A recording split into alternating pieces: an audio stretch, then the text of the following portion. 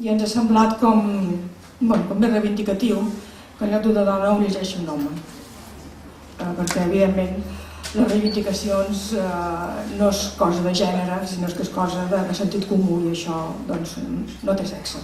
A continuació donaré lectura del manifest, que és un manifest institucional fet per la Diputació de Barcelona, per l'àrea de cultura de la ciutadania i la Federació de Municipis de Catalunya. Avui commemorem el Dia Internacional de les Dones i aquest any ho fem de forma especial. Recordem que fa 100 anys Clara Zetkin va llançar la proposta d'aquesta celebració amb l'objectiu de promoure el sufragi universal femení i la pau i la llibertat per a tothom. La Maria de Masferrer, que ens farà una lectura d'un fragment d'un conte seu que va guanyar el Premi Montserrat Roig, que es diu Lectura sui generis, correspondència sui generis, perdó. He decidit que quan passi una estona sense escriure em saltaré una ratlla per no haver-t'ho de dir cada vegada. Et sembla bé? D'acord, doncs.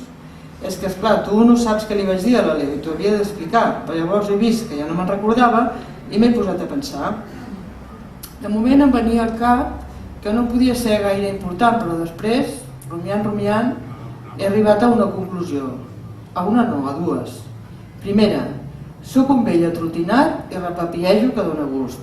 Segona, em sembla que la Leo té una mica de raó. Després el Teatre Espiral ens farà una lectura dramatitzada, una temàtica una miqueta sorpresa, no m'ha dit el Trini exactament de què anava. Però, què passa? És que hem trobat un escrit a última hora que ens ha semblat bastant adient pel dia d'avui. Marta, però... I el que hem assajat? I la Mireia, que amb la que havien treballat... Ja, però... I quan ho vegis segur que t'agrada. Sí, no ho dubto, però és que les coses s'han de treballar, no es poden improvisar d'aquesta manera. Ja, Trini, però ho hem estat treballant, per donar-te una sorpresa.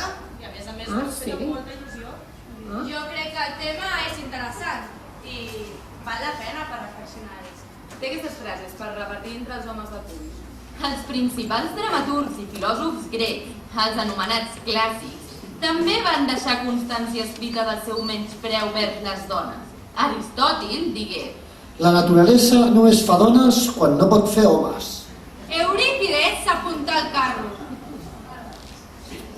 Ho diu la dona instruïda. Tant de bo no entri mai a casa meva cap dona que sàpiga més del que una dona ha de saber.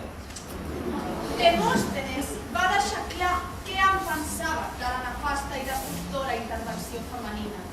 La dona desfà en un sol dia allò que l'home medita tot un any. El plat que així de més pes, que és l'obra de teatre de la dona sola amb Bea Insa.